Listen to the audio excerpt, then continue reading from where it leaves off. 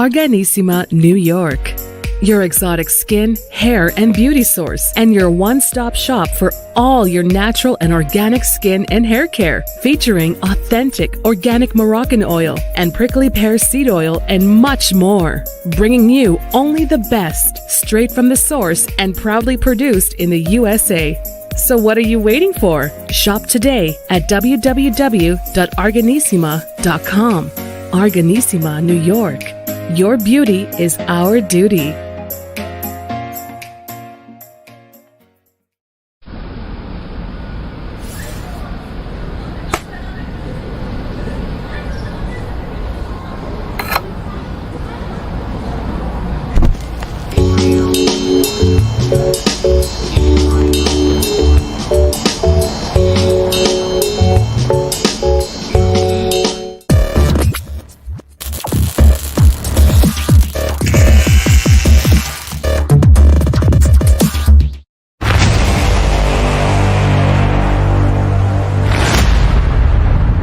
Folks, welcome back to the iHealth channel, iHealth Radio, with your host, Hurricane H. New day, new show, new topic, new guest. And today's topic is going to affect everyone. If you're watching and listening, it is for you. It's going to help you. And you probably have experienced something that we're going to be discussing today with our guest.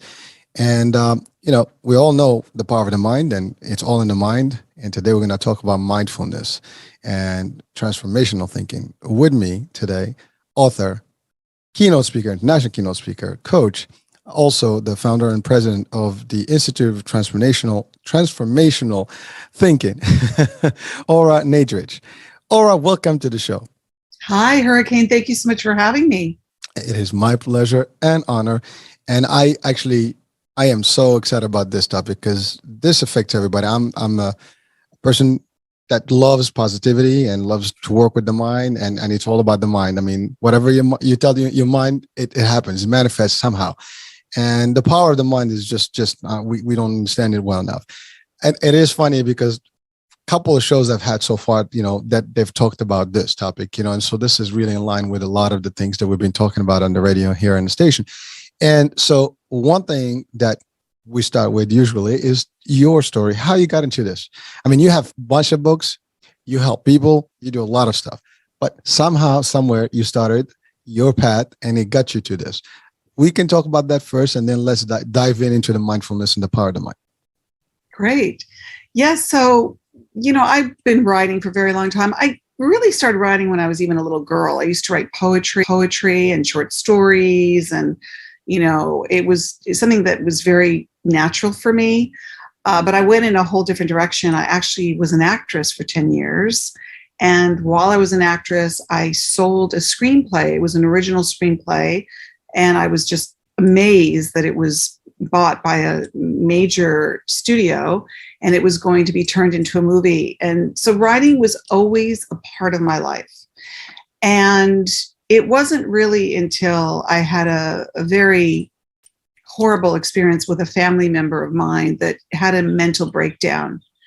And it really just turned my world upside down.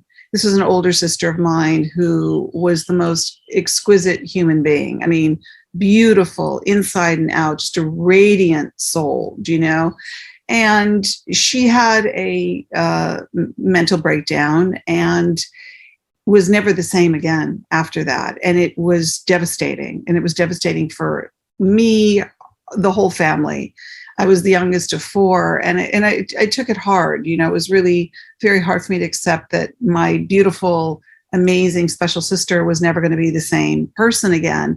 So I really got affected by that profoundly. And what happened is that I started to experience deep anxiety from what had happened to her. And it took me on a very deep psychospiritual journey because I was suffering and I didn't know why. And I started to go into many different modalities of therapies, and it took me everywhere from cognitive behavioral therapy to just everything from meditation, everything I could find. And it was an incredible journey of awakening for me. I suddenly found myself on a journey of finding out so much about the workings of the mind. It really wasn't until I went into Jungian analysis, which was founded by Carl Jung, the Swiss psychologist, that I was able to really come to terms with my anxiety. It impeded my career, actually. I had suffered from such deep anxiety, not knowing why, that's what took me on this journey. And what I realized when I went into that deep dive of psychoanalysis, that I was living in fear. And I didn't know what was behind the fear. It was just this very low-grade feeling of anxiousness without knowing why. And what I was able to discover in my journey of this self-inquiry was that I was afraid that I was going to have a breakdown like my sister. And the reason for that is it wasn't based in anything real. It was based solely on fear. And the fear came from, well, how could she have been perfectly normal one day and then she was never the same again? Well, if that can happen to her, that can happen to me. What I didn't realize is that when we go into fight or flight, we oftentimes can feel very threatened in our survival. So I told myself something that was completely based in fear.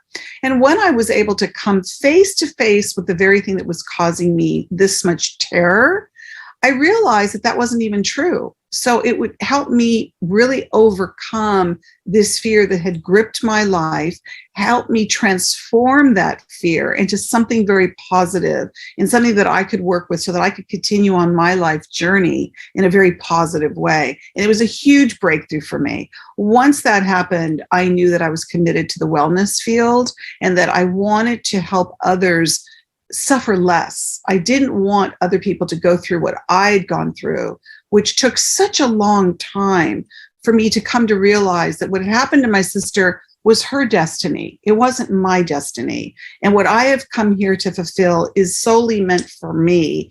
And what she was having to go through in her lifetime was meant for her. So I wrote my first book, Says Who, How One Simple Question Can Change the Way You Think Forever, which was a cognitive method that I created for transforming negative and fear-based thoughts. And it was a really huge breakthrough book for me, having written it, and it really was received quite well. So I knew that was it. I was on the path of wellness. Wow, what an amazing story. I mean, there's some sadness in there, in terms of the experience itself, but just the outcome of all of it and where you are today. And, first of all, I'm very, it's a pleasure to know that the fact that you were an actress in the past and you had also written your own scenario and script rather, and gave it to a major studio. And I'm assuming they did work with it. I hope that they did. And that's actually a big deal. I mean, it's not easy to put these things together. I mean, it's a lot more intense work, and you have to think almost of every scenario and whatever the story has to be very compelling. And that's big work. And then you had, this personal tragedy, I would call it, for what it's worth. I mean, it is a tragedy. I mean, someone that you're close to going through that, it's not easy to actually deal with. And you're human, we're all human, we all go through things and we deal with them differently. And again, it was a tough one, and but you did try to find ways to actually overcome.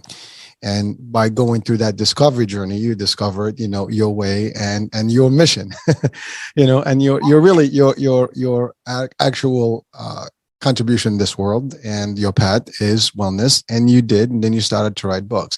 Now, first of all, I'm impressed because I see a lot of books. I'm assuming one of those is out there behind you. Yes, they are. And so that the first question, I mean, says who? I love that question. I mean, many things many times we hear people say things, and well, says who? Why does it have to be that way, right? And asking always one question can lead to multiple questions, and eventually you can, if you can find the answers, you probably can have an outcome that is better than when you don't ask the questions and you just kind of like in the dark. And that's a big piece. But so that leads me to the question, and we'll talk about the book, and then I know that's not the only book. You have a new release book, which we'll talk about as well. But the idea is, you're into this journey, you discovered all this wellness, and you decided you want to help the people, the world, and share your experience and hopefully help them not fall into it and identify their own way and destiny. And you're doing that. You've been doing it for a minute now. I mean, more than a minute. But the idea is the mind, right?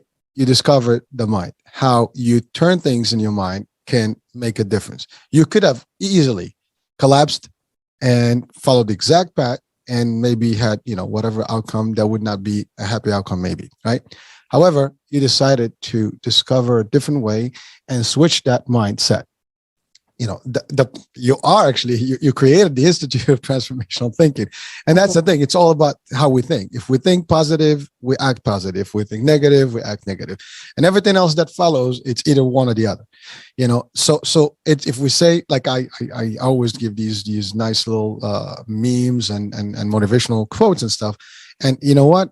Believe in yourself, believe in things, say I can do. The more you say these things, it becomes affirmation, it becomes real, and you manifest, and then you see the fruits. And if you do the opposite, or you hear negativity all the time, you're going to get exactly in the negative. This topic itself, I just love it. I mean, I live by it. I choose positivity every day. As much as, believe me, we're all surrounded by things that can really impact us negatively, but it's how you choose to act with it and how you choose to behave around it, and what you do to make that happen is the difference. So take us through that journey. Like, you obviously devised a system that helped you, and now that you're helping people with. How does that work? Well, it really goes back to the first book, Says Who, How One Simple Question Can Change the Way You Think Forever. Because what I realized, it's really everything that you said. The mind is extremely powerful. We think between 40 and 70,000 thoughts a day, which is really hard, no pun intended, to wrap our mind around how much mental activity is going on in this mind of ours. So a lot of the thoughts that get our attention are oftentimes the more negative and fear-based thoughts. Those are the ones that really get our attention and we focus on. And sometimes we focus on them to the point where we can obsess on them and they can start to take over our life. So when I went into really understanding the way the mind works and to really take a deep dive into the type of thinking patterns that we have, I realized that it really starts with our thoughts. Everything really stems from that. And what I also realize is that so many people don't even think to question their thoughts. They just accept them. It's like somebody's telling them how to think. And it couldn't be farther from the truth. With Says Who, I created 7 questions. They're very cognitive, meaning you can really connect the logic of your thoughts to the reasons why you're having them. So by questioning the thoughts that you have, you're actually challenging them. You're making your thoughts work for you. You're not supposed to work for your thoughts. Your thoughts, it's the other way around. They're supposed to serve your well-being. So I realized, Hurricane, that with these skill sets and with these disciplines and with these different modalities, we can actually train our mind. We can shape our mind. We can discipline our mind. We can really do so much with our mind so that it can really help serve us in a positive way on the life journey. We just have to learn these techniques and these skill sets to be able to work with them. I'm very intrigued and very fascinated by the way the mind works, and I think that when we have this type of information, we have a choice every minute of the day to decide whether we want to hold on to a thought and believe that it is real and true, or we can challenge it and we can realize that it's not working in our best favor, and we have the ability and the power to change our thoughts. That's extraordinary. It is. And actually, it's so extraordinary and it's so real that we have true results all over us in this world. However, the majority of people are still not looking at that. They're still, to your point, taking that one thought, one experience, and they dwell on that. They just kind of like make it like it's a snowball effect. It's like it's a stunning thing, and you just keep escalating your brains, and it gets becoming overwhelming. And then all of a sudden, you just think that's the world you live in. No more. You can't get out of it. Many people make that mistake, and and everybody goes through tragedy and hardship in life, and hurdles and obstacles at work, in family. It doesn't matter. We all experience it. But again, some of us get off quick, or just can dismiss them because they take that thinking process and they say, no, I'm not holding to this. It's over, out. And you just kind of like open up and you're mindful to everything else. And some people, they just kind of like got stuck into that concept, and then it's hard for them to come up. As a matter of fact, one of the things that one of the missions of what we do, what I do here on this platform, is to help people get their resources and keep them motivated and change for the better. I mean, at the end of the day, I mean, my motto is time to evolve. We need to evolve. You know, we need to kind of deep dive into our brains and our mindful and our there's our energy, our spirituality. I mean, there's so many things that we can dive in and that can help us, and all that stuff can make or break you. And, and everybody is capable. That's the other part. It's not like, this is only for one, the few, or the elite. It's for everyone. Anybody has that ability to do it. But they have to discover that they are at that point, and they have to. And even if they're not going through challenges, they should still be able to see, like, I want to live a better life. Okay, well, so let's think happy about it. Let's see how we're going to do this. How is it easy? No, it's going to be hard. It's going to be different things, but I got to keep my mind positive and focus on all those things.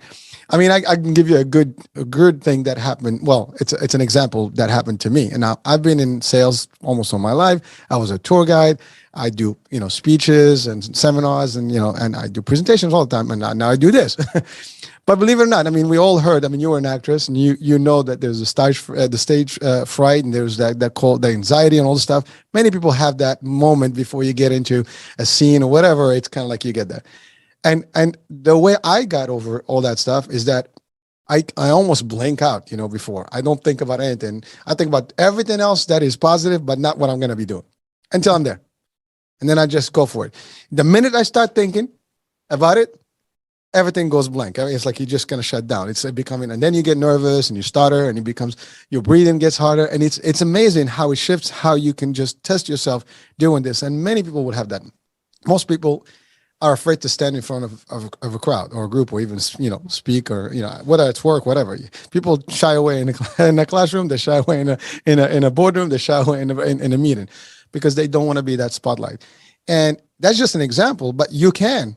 And the only way to get, rid of that is to stand and just do it. That's one. That means you have to be aware that you're going to do it. And you know what? Hell with it. Some you might say something, whatever, but you're going to do it the first time wrong. The second time you're going to do better. And then ultimately you're going to be the best. And you keep doing that. And that's just one example for me that one thought that comes to my mind and it can destroy what I'm going to be doing. As a matter of fact, sometimes you go into you can hear something before a discussion and it kind of ruins your next step. Because that's all you're going to hear in your mind is just going to be whispering to you, and you're going to hear that blah, blah, blah. And it's affecting the way you think. So I, for example, that's my technique. I just kind of like shut down everything, think about one good place, happy place, or some good thought. And then that's what I dwell on. And also, like, I'm going to do this. I have no choice. This is happening. So I build that confidence, and I'm able to do this. And again, it's all mind shifting. I mean, I can literally just like, oh, this is it. This is horrible. I can't do this, or I can do this. Mm-hmm. It's just literally it's that transfer from one side to the other. Right. Everyone can do it. Now, you said something about those 7 questions that are all linked. Yes, it starts with says who, right? Right. That's the first question. And would you be able to share with us the other, steps? Yeah, the first question is really the very first step that we take to really acknowledge the thought that we're having and want to really do an inquiry. Like, why am I thinking this thought, rather than just accepting it? Because we accept so many of our negative and fear-based thoughts. Oh, we're thinking it, so we have to accept it. That's, again, not true. That's just, a belief in something that somehow our mind controls us, which I, again, challenge that. That is not true. And the first question being says who, and I like the way you say it. I have an online course called the Says Who certification, the Thought Coach certification training program based on the Says Who method. I came up with a niche of coaching called Thought Coaches, because as a life coach for 10 years, I realized what I was really doing was I was a thought coach. I was helping people really transform their negative and fear-based thoughts. Says who is the first question, which basically is saying, who is saying this thought in my mind? Mm-hmm. Well, I am. It's taking responsibility for the thought that you're having. So here you are really looking at this thought, being very directly acknowledging of it, rather than trying to deflect it or bury it or pretend you're not having it. And when you acknowledge that by the question of says who is saying this thought in my mind, I am. You're then taking that first step to then want to really understand whether or not this thought is true or it's not. Do you know? Because if you're going to go ahead and believe a thought that you're having, then you really need to decide if it's actually based in truth. Is it a thought that is helping you? Is it a thought that is serving your well-being? So some of the says who? Who is saying this thought in my mind? You would answer, I am. The second question being, have I heard someone say this thought before? A lot of the thoughts that we have do not originate with us. We heard it said by someone else. And it could have been said as early as childhood. Somebody, an authority figure, a parent, a teacher, a bully on the schoolyard, somebody said something to us and we went, oh, okay, you're not smart enough. You're not this enough. You're not that enough. You're never going to be this. You're never going to be that. When you're young and you're impressionable and someone says something like that to you, your first response is usually, oh, okay.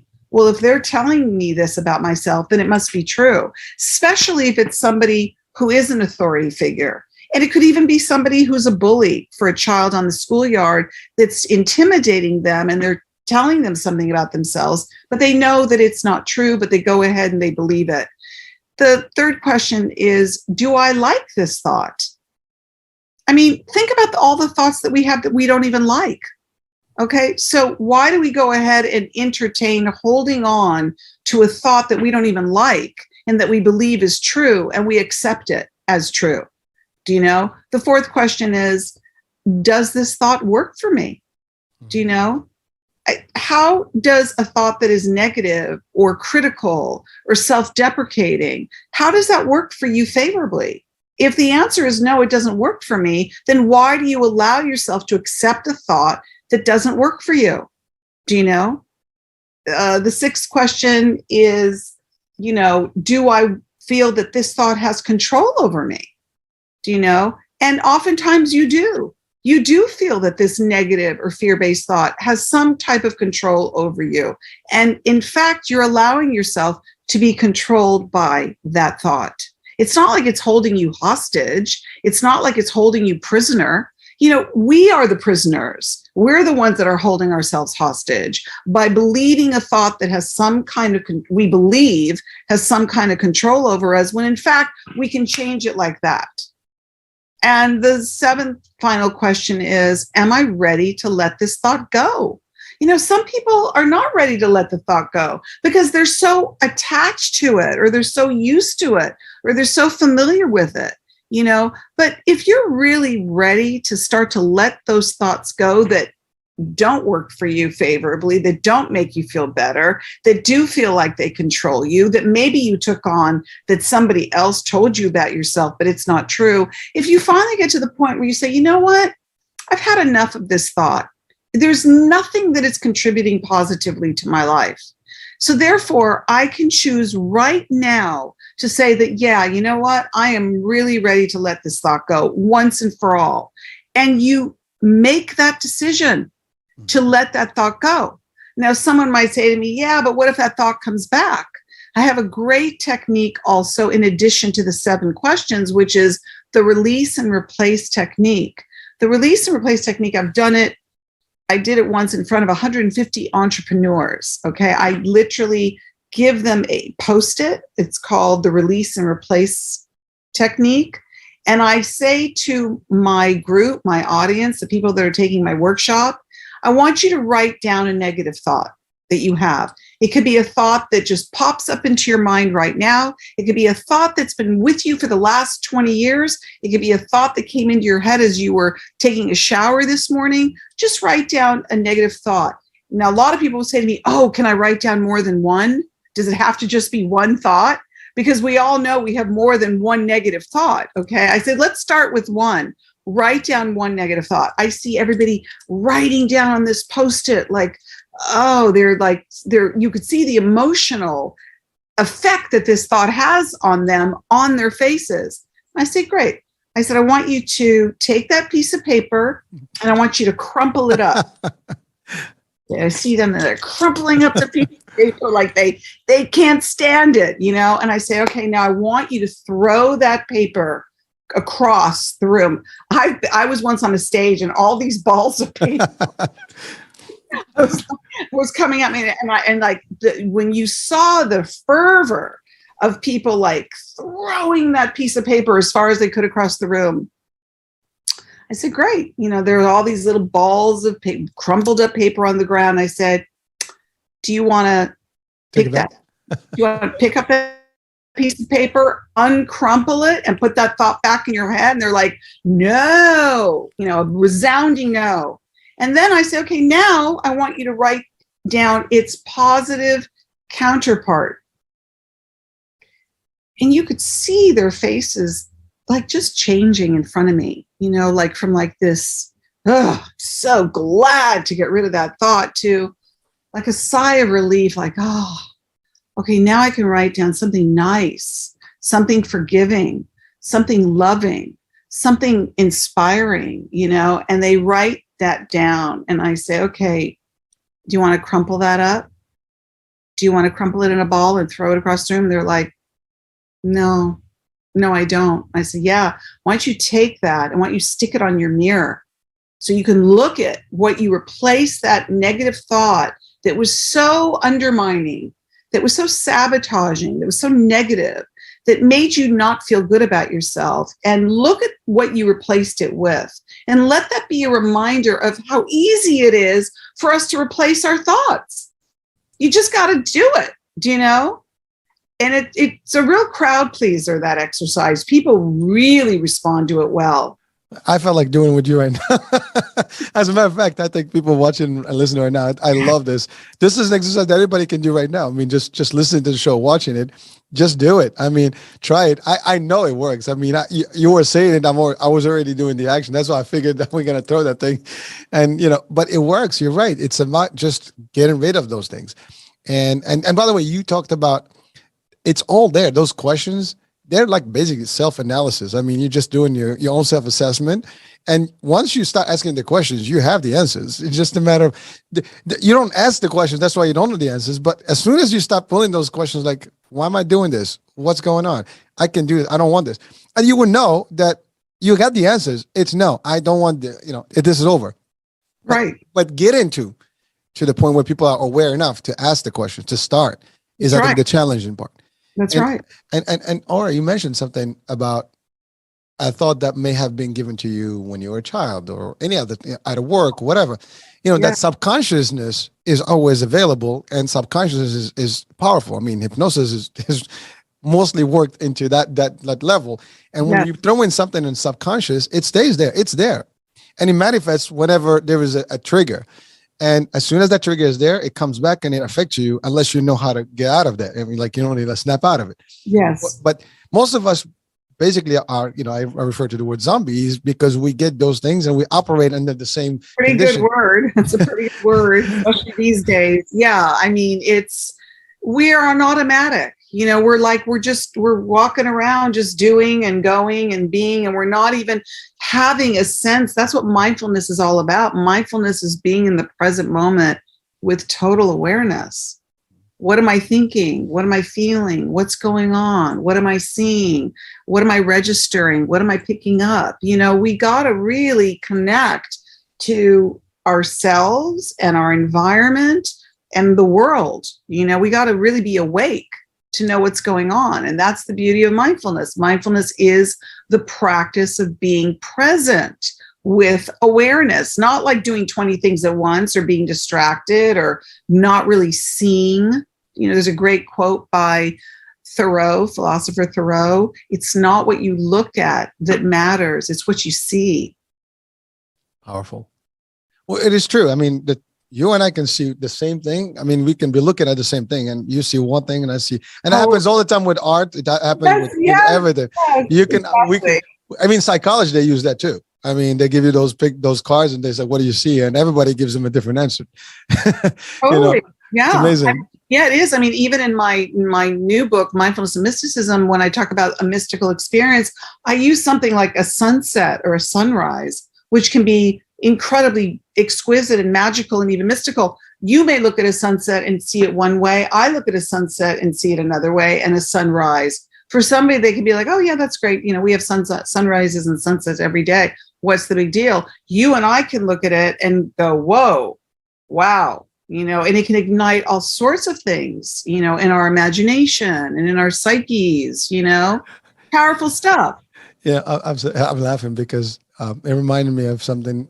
I used to teach real estate like courses. This probably is going to sound off, but it's not. So in the course we talk about. I like to make things physical, like to give them a visual.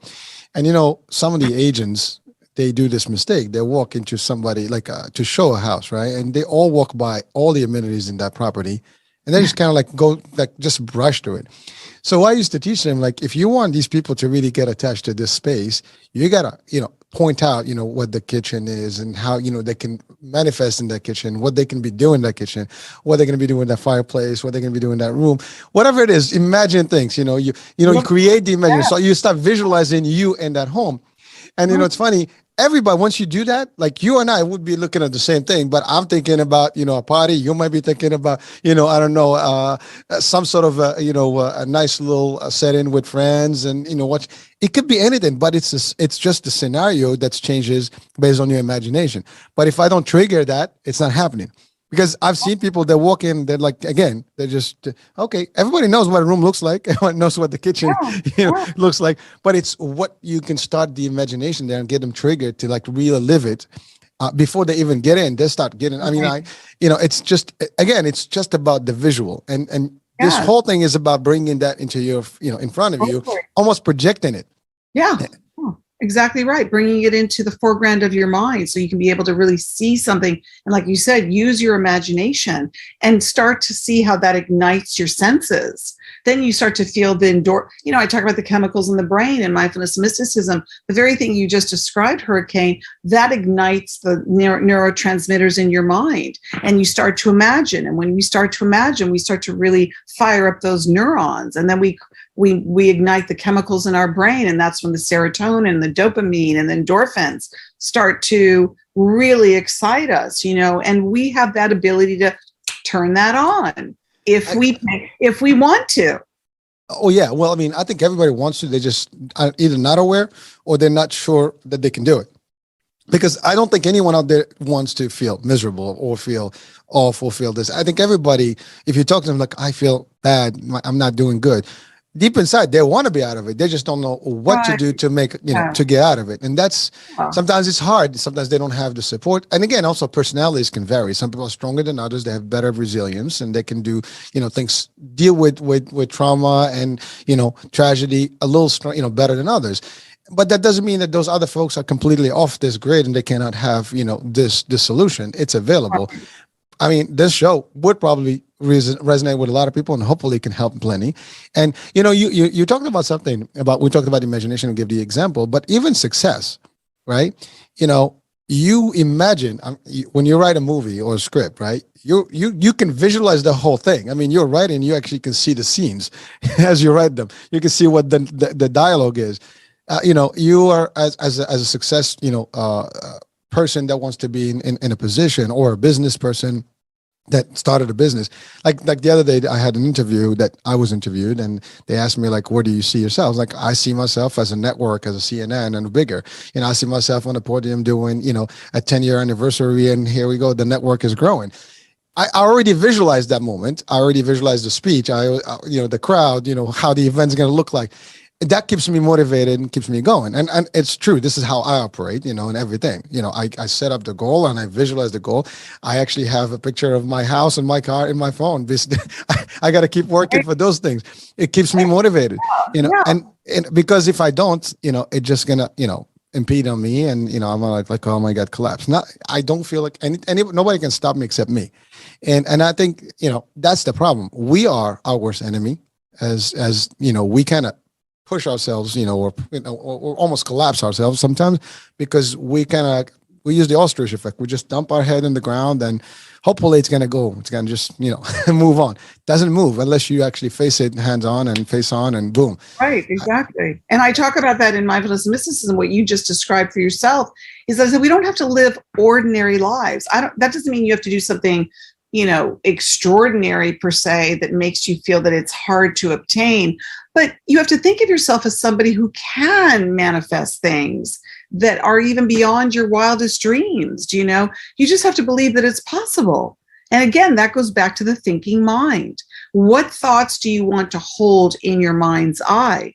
I say you can curate. I use the word curate. Like, what type of thoughts do you want to curate? As if you were showing a beautiful exhibit in a museum. When we go to look into a museum and see a fine artist, it's curated. The finest work of that artist is shown in the museum. Well, the same can be said for our brains, our minds. Why not curate the type of thoughts you just described? Really seeing a scenario for yourself that's very positive and very imaginative.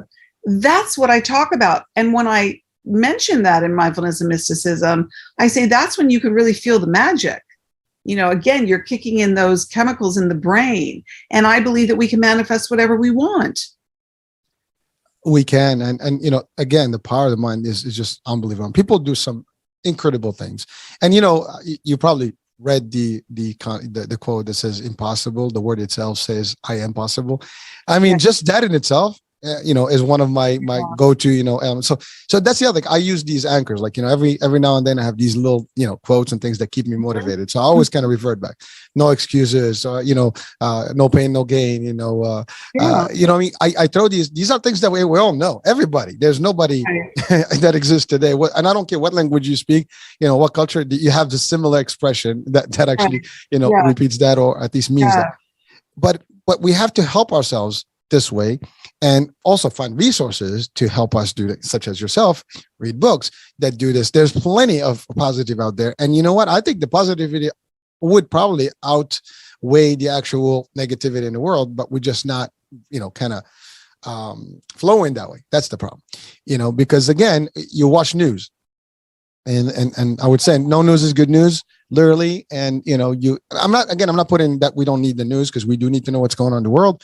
But there's a moment where you got to stop watching when it's just, redundant. It's the same. Oh, yeah. I wouldn't advise, getting all your information from the news. I think But we can talk about that. The news can be very negative, and the news can be, very manipulative and very auto-hypnotic, and everybody's got their own particular news that they draw their information from. Mm-hmm. And be open-minded. This is a time to be much more open-minded and get information from different sources so that it feeds your positivity. Again, if you're really going down the same rabbit hole over and over and over again and only getting information from there, then it's just going to really stay the same, And what I really subscribe to is expanding your awareness and allowing yourself to be expansive in the way you look at things, so that you can really come to know a lot more than being more limited in the way you want to perceive things. Yeah, it's funny. I'm listening to you, and I just have this quick, thought in my mind. When you in social media today, I don't care what platform you go to. If you just Google one thing, that's all you see. So if you pick one thing, that's all that's popping up. You go on TikTok and you just look at one for like 20 seconds. The only thing that you're going to get on your feed is that same thing. Exactly. The algorithm that works there works also for us. It's so well said, Hurricane. It's important to bring that up, because we have to really be mindful of that. We have to be smarter than that, and a lot of the work that I do around transformational thinking is really about heightening our awareness, which also really makes us more intelligent people. And when I say intelligent, I mean that you just really begin to understand the way things work, and that you really can understand how to draw your own conclusions and use your mind wisely. Well, I'm totally with you. As you can see, I'm vibing well with that. But I think some of the issues are, some folks, they are either, again, we talked about fear. Fear is a big factor, and the challenge with fear is that it just kind of inhibits everything else. That's the thing. Panic and fear can be detrimental to your health and life sometimes, because that's what we say. Don't panic in a disaster, or God forbid, in a situation, because you don't know how you think. Your think process is gone out the window, and you're just like, oh my God, you're spinning. You cannot be in that mode. That's the thing. You mentioned, a fight or flight, kind of concept. it is very big, and we all operate in those circumstances, at all times. And you talked about mindfulness and having, like, be aware of things. I mean, I have a background in martial arts, and one of the things that we all learn, since the beginning, I mean, I've done it for 40 years, is you have to be like, literally, if I'm in a place, I literally visualize everybody around me. I can see who is going to be a tough cookie, who can be dangerous, who's not going to be dangerous. Right, I mean, right. I have a joke with my best friend. He's got a big family, and they're all big dudes. So I sat down with, one time I was with them in the party, and I'm just looking left and right, like, what happens now if I get caught up with all these people? Who do I start with? And as I'm visualizing, so I told him, we started cracking up. It's like, you're aware. I mean, I'm in a situation. How do I handle myself in this situation? Now, this was a joke, but in reality, you go to a place, it's funny. In movies, they say, find your exit, right? They prepare you that if in case of fire or something, a hazard, you need to know how to. So, but most of us, they would need to know where's the nearest exit, where's the nearest this, because we're not paying attention. And that's a different mindset. You just have to be aware. You see. That's why heightening our awareness is so powerful, and that's why mindfulness work is very powerful, because it heightens your awareness, which heightens your consciousness, and you really are like this, warrior, and you can really function. If you have martial arts background, you understand the discipline of the mind. When you have that disciplined mind and you can function with equanimity and non-reactivity, because the beauty of mindfulness is that you really are functioning like this warrior or samurai, and that you can really navigate the moments of your life. Like, I almost think of it like Tai Chi. You're really you're kind of moving into the movement rather than fighting it or resisting it.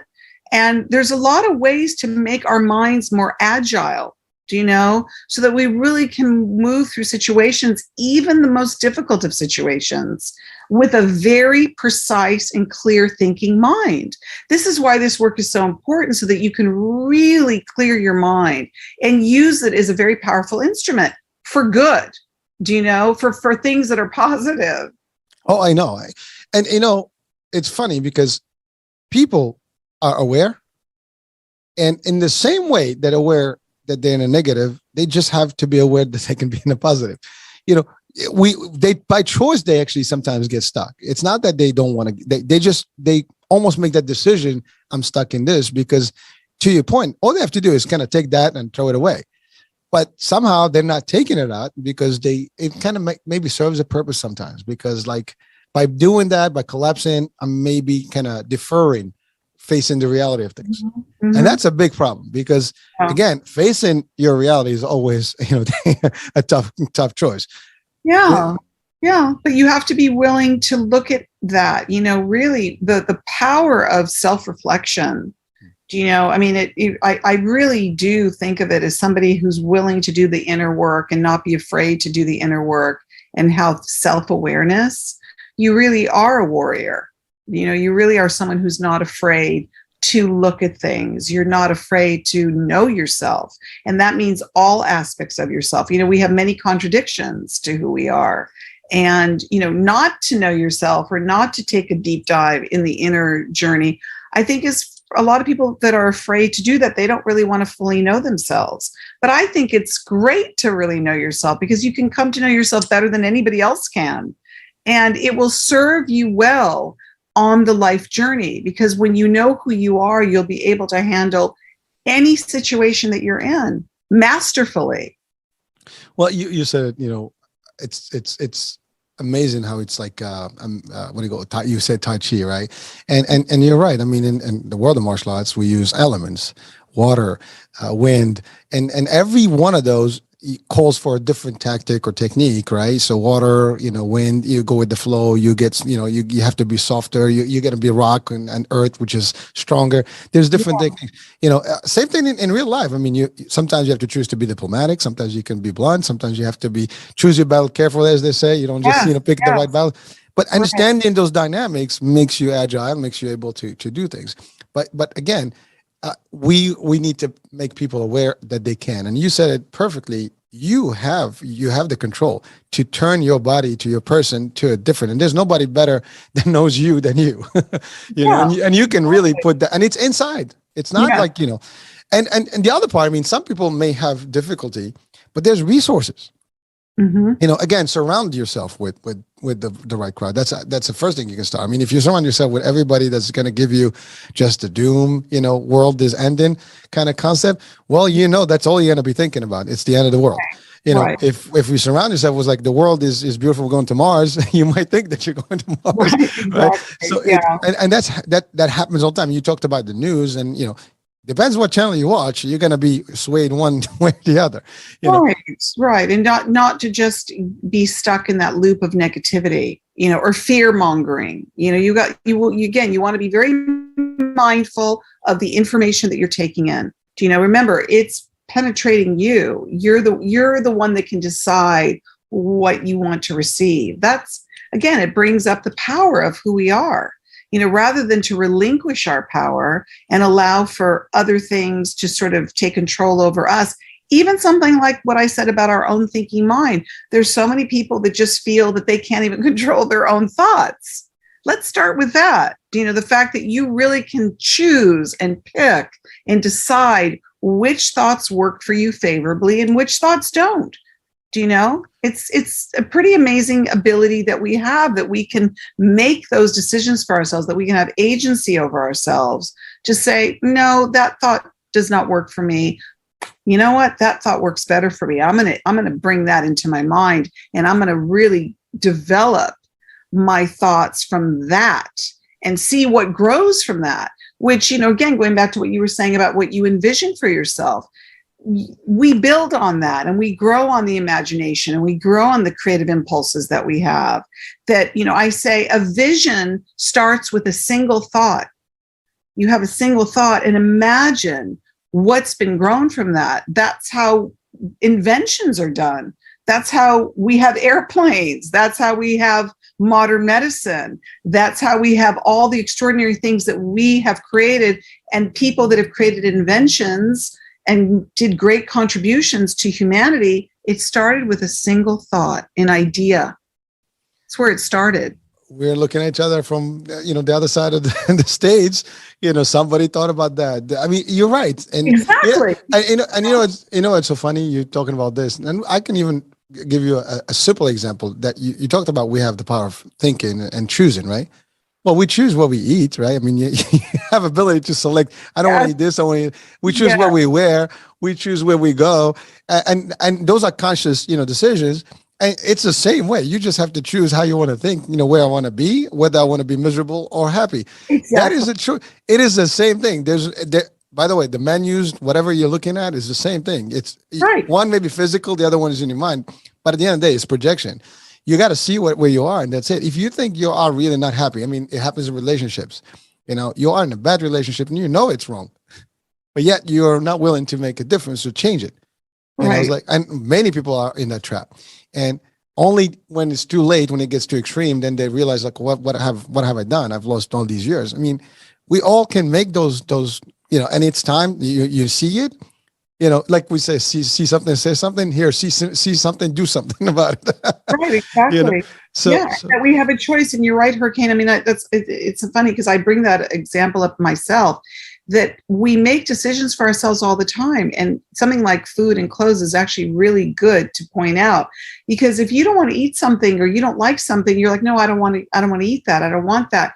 Why can't you apply the same concept to your thoughts? I don't like that thought. That's one of my says who questions. Do I like this thought? If you don't like it, change it to one that you like. Love it. Well, today we're going to make sure that people start changing, their thoughts. And you know what? I think they can. Folks, you're watching, you're listening. What we said right now is not rocket science. It's very simple process. Just apply exactly what you heard today, and there's a good chance, I can guarantee it, if you did it exactly how it was said right now, and you apply it with true intention, you will see the result. No one can vibe this one out. You can do this. Exactly. Try it. That's what I say, Hurricane. Try it. What do you have to lose? Nothing to lose. Try and see the effect it has on you. See what a negative thought feels like for you, and then change it to its positive counterpart, and you're going to feel it different in your body. Well, I can tell you right now, you and I having this discussion, I'm all excited just by talking about it.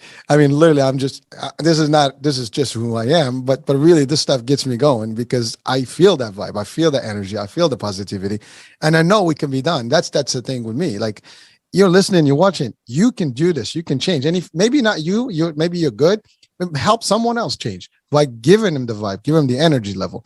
You can exchange that. That's easy. We're doing it right now. You're probably getting excited as well by listening right now. And maybe this can be that moment of change for you. But you can do this. Right. So Ora, there was a question. The new book. So the name of the book? Mindfulness and Mysticism. Mysticism. Would you kindly just define to our audiences what that means in I guess in lame terms or in easy terms to understand it, differently in terms of practice? Well, as a mindfulness practitioner and author, I have written books on mindfulness, which is, as I said, the practice of being in the present moment with total awareness. And when we're more present, we see more, we feel more, we hear more. Our senses are very heightened. Okay. And when we're more present, because we can experience more, we can have different states of awareness and even different states of consciousness, meaning it can take us to some pretty high places, And that was interesting for me, why I wanted to couple mindfulness with mysticism.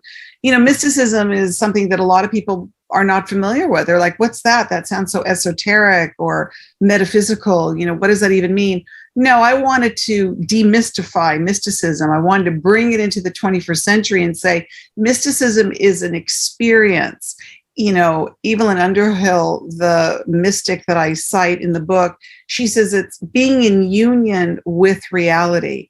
Well, what's reality for you? What's reality for me? I interpret that as being at one with all that exists, And when we really don't feel separateness or separation, and we feel more at one with the universe, if you will, we start to experience the universe in very special ways, And it can feel very magical, even mystical. And I've asked that question to many people. I said, have you ever had a time in your life, an experience in your life that felt very special, like maybe you couldn't even put into words, it was a very, a type of feeling that felt just more than ordinary. It maybe felt, again, it could feel, I say words like divine and holy and sacred. And a lot of the times, Hurricane, people use those words in more religious contexts. People can have a divine experience when they connect to something like religion. I didn't want to write a book on religion, although people can experience however they want to experience it. But I wanted to take that feeling that people have when they feel this exalted feeling and say we can all feel that way. Well, you're right. And it's funny because we are part of the universe. And as a matter of fact, when you talk physics and even quantum physics, we are just made of energy. Yeah. We are made of energy, the same, elements of, the stars and everything out there. Our physicist, cosmologist, Carl Sagan said we are made of star stuff. We are, stardust. Stardust, yes. We are quarks and ions and, you name it, we're there. So, exactly. But again, we look at the word in the physical aspect. Sometimes we kind of not connect with the mystical or the actual piece of where we really, because in ancient Greek mythology, you have that, the concept of the ghost in the machine. Somebody's running this. This is the avatar. And actually, I do believe that this is the avatar, and there's another being controlling this avatar, and that's actually your soul, as we can refer it, in common words in religion, and some people, or your spirit, whatever it is. Yeah. But then that's also who is interpreting, who is actually working those thoughts of yours. So those synapses that are firing up in the brain, I mean, they're being controlled. So there's a lot of stuff, but sometimes things happen, to your point. We get to that level, where like, whoa, I am at certain, like I'm just over all this. I'm like beyond this. But you can get to those levels as even it just being so positive. Sometimes that is in itself a manifestation, because right. You are tapping into those resources that most people are not yet, but anyone can. Anybody can. And we, if you think about it, we live most of our waking time very survival oriented. We're it's more of on an animalistic level. We're thinking about how we're going to survive, how we're going to pay the rent, how we're going to work our job, how we're going to make ends meet. So it's more on that level that we function from. when we have the spirit, and as French philosopher Pierre Teilhard de Chardin said, we are spiritual beings having a human experience. So what we don't pay much attention to is the spirit, and that always seems like that's of the spiritual. And unless someone's really inclined to follow the needs of their spirit, which I think is really what breathes life into our body, we live life mostly on that level of day in, day out survival. And it's unfortunate because if you're so survival oriented all the time, and even for people that don't have to be, some people really have to work hard to put food on the table. And there are some people that have plenty to go around and they still want more. They want more success and more success and more success. You're not really feeding the spirit. How are you really feeding your spirit? And how are you really connecting to what I've called the mystical experience, where you are connecting to something that feels more holy, divine, or sacred, and that really holds meaning for you in your life? I think that that's something to pay attention to, because we can get very caught up in just materialism all the time at the expense of not feeding the spirit. Well, it's funny you said that, because I think one of the biggest problems that we have as humanity today is that we are caught up in the material world. And because of that, it creates a need for us to be stuck in situations like, work or something you don't like to do, but you do it anyways, and it makes you sad and then depressed, and then you can hurt yourself and hurt your family. And, I have a very simple rule. I don't guarantee tomorrow. The past is past. Today is a good day, and I'm going to live this to the fullest and happy. And you know what? Nothing's going to stress me out. I have no control over tomorrow. Like I walk in, Right. to the work. Oh, this happened to me a few years back. I come from vacation. I show up and I get a call. We shutting down the company. Bye. Everybody's gone. Didn't faze me. I started a company the next day. So the thing is, and again, I'm giving an example, but you don't have to start a company. That's just an example. I had no choice. I did it that way, and depends on what you have. Sometimes people say, "Well, I don't have the money." There's ways to do businesses without having too much money. But the fact is, you just have to live, the moment in a way. Without, you don't disconnect from everything. But the idea is that, what is the worst that can happen to me today, or what is the worst that can ever happen to me? The worst that can happen is if I lose my health, I lose my life. Right. Money can be made. People drop zero money and they come back. Most of the success stories will probably tell you that they've had some bad days. Okay? Right. That's not the issue. But again, when we connect it to the world, to the material, and everything is all about what's going on around us, and then we're caught into it and we can get out of it. But if you can just dispose of that, and just use that as just a means, and it's part of life, whatever, you use it, and just lose it if you have to. But and then you can switch things. I mean, we do this again. Clothing. You don't like your stuff, you change it, you get something else. Right. You can turn your life any given day. Right. And it's never too late. Every day is a new opportunity. You wake up, hey, fresh day, let's do this. I know. But you're talking about, again, that's the igniting of the spirit, and nobody can take that away from us. That's our soul. That's what breathes life again into our bodies, and when you're somebody who doesn't over-identify with, you lose your business. Like you said, you get this news and then you think that's who you are. Well, if I'm my business, if I'm my job, if I'm my identity, if I'm my persona, and it stops and it's taken away from me, then who am I? And a lot of people do collapse and they do implode because they think that's their self-worth. I know that is important. I get that, especially if you've worked hard to achieve what you have. But you have to be malleable, and you have to be somebody who's saying, well, this isn't going to, that saying, it's not going to kill your spirit. Your spirit rises again and then attempts to do something else. That nobody can bring that down. Nobody can stop you from doing that. Do you know that you have this invincibility to you that can keep going on? Do you know? And that's why I really talk about these energies, that we really connect, we align ourselves with these energies that really guide us on the life journey. Or I can tell you, this was a journey today. We, you got us to the better selves, and I think just by being here, by listening to this, it's just that almost a super recharge. At least for me, I know I got super recharged again, so that keeps me. Tomorrow is going to be even a more better day. But I think everybody that can watch and listen to this, you see the vibe. This is exactly how it is. You got this. You can turn this around any given day. The only thing that can stop you is you, and you know what? You can. So therefore, don't worry about it. Just do it. Make it happen. Exactly. And so before, I know we've passed the hour mark here, and just one question. I know you have some tips in the new book.